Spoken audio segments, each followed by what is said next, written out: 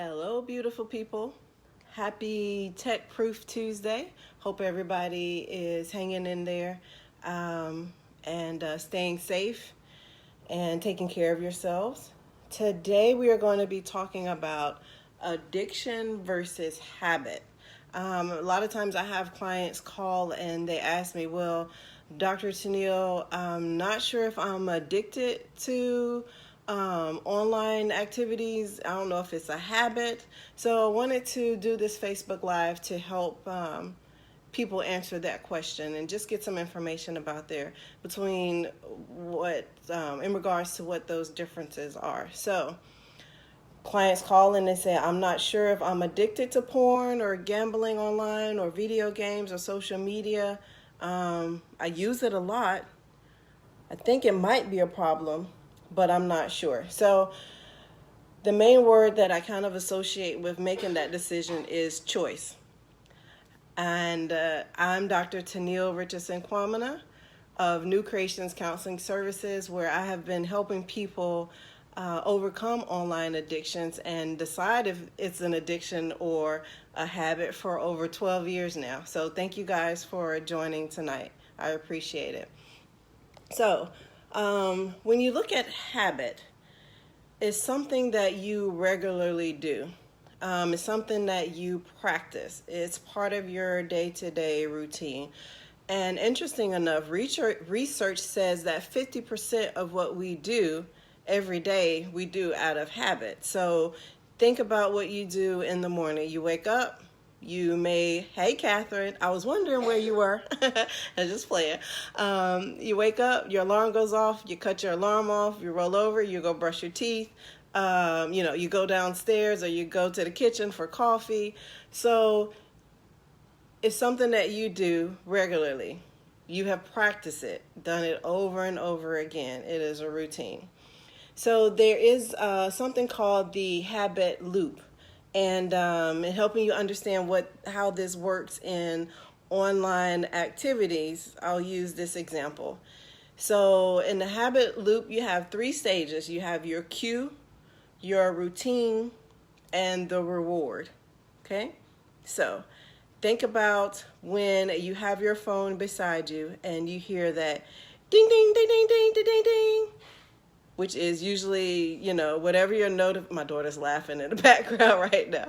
Whatever your notification is that you have set up on your phone, you hear that ding, ding, ding, ding, ding. You hear.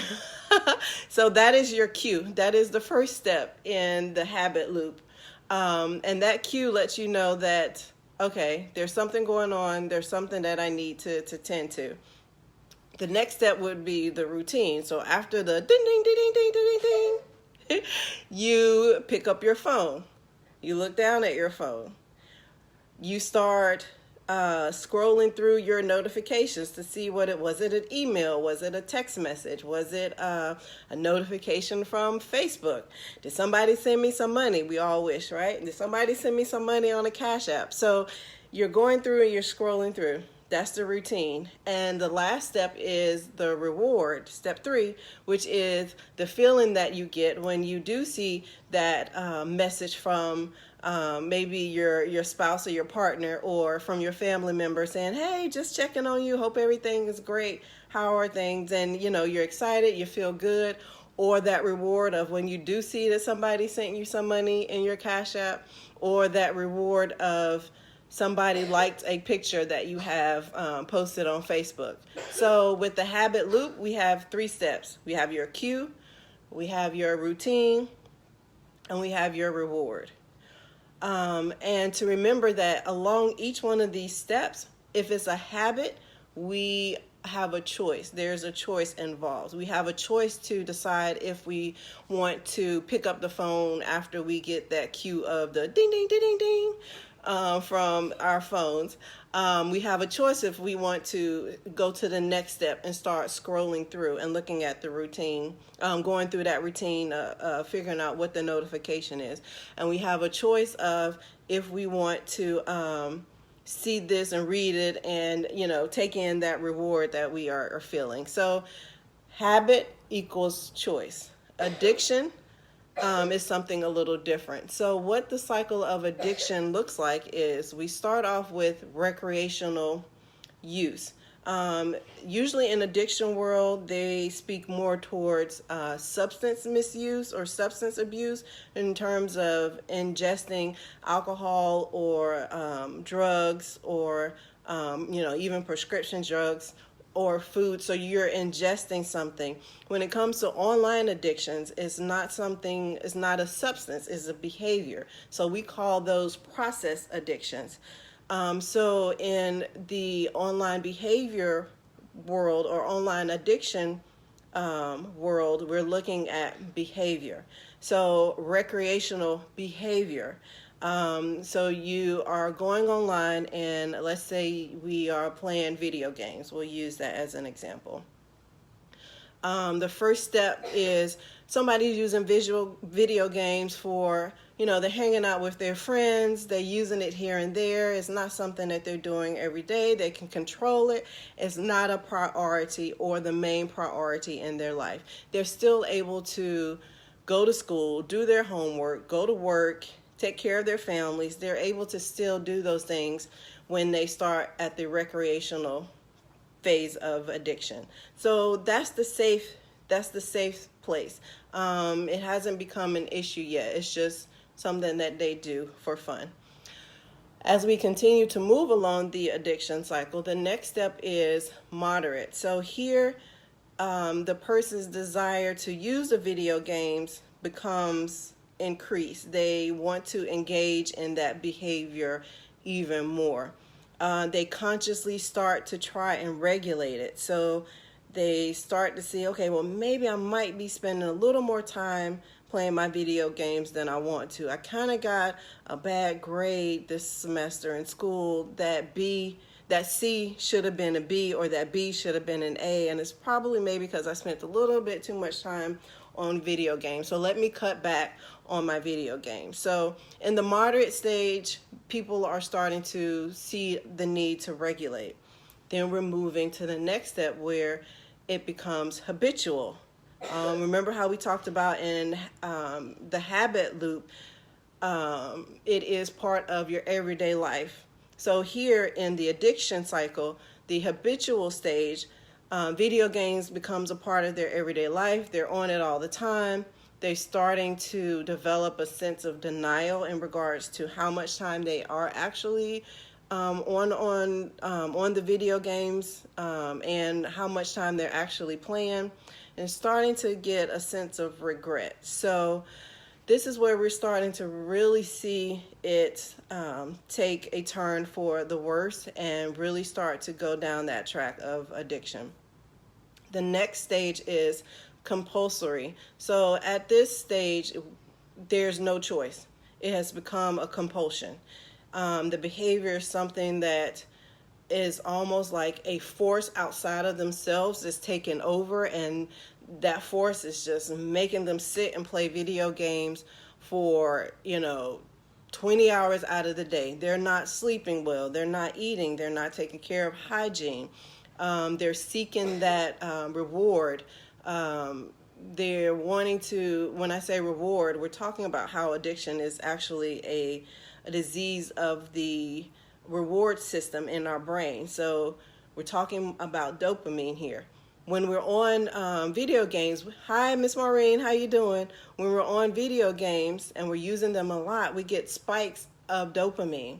So at the compulsionary stage, they're looking for that spike as almost like a fix. It's almost a coping skill, an escape method of dealing with issues that may be going on. So at that point, you're dealing with somebody seeking a reward. They don't have a choice. A force is just taking over and making them participate in that activity.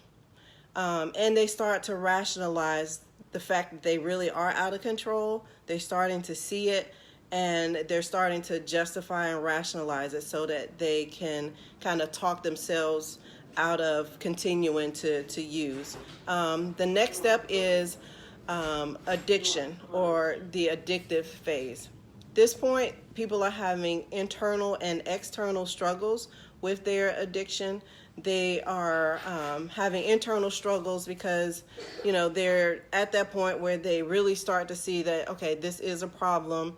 They're continuing to participate in playing video games online despite the consequences. They don't care about the consequences. They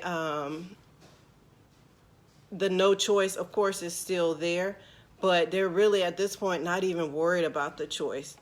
They just want to play their video games. They have surrendered to the use, and they've kind of just given into the addiction. And at this point, they understand that it is an addiction.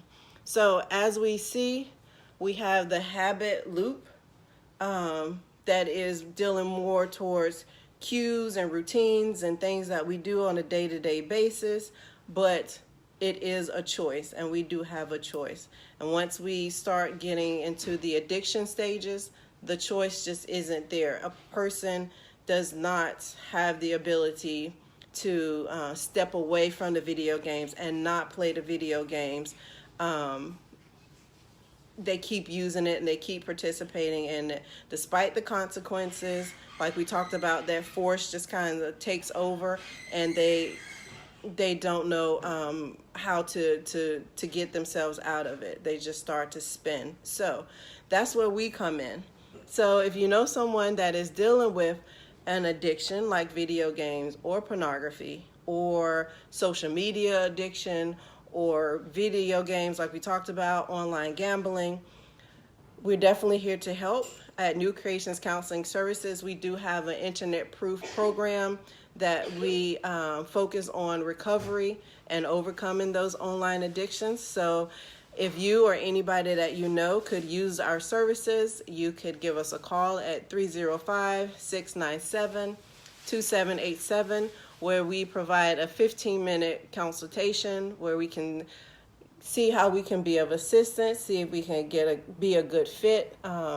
And if you know somebody that is struggling with trying to figure out, you know, if they are addicted to online activities or if it's something that is a habit, send them this information. If everybody could click like and click share and help me get the information and the word out, I will appreciate it, because as you guys know, those of you who have been following me for a while, I'm all about prevention versus intervention. So help me get the word out there. Share this Facebook Live, and I will see you guys next week. This is Dr. Tennille Richardson Kwamina of New Creations Counseling Services here in South Florida, and I will be here same time, same place next week, 8:30 Eastern Standard Time. So signing off from my couch to yours. I'll see you guys next week. Stay safe, take care of yourself, and take care of each other. Good night.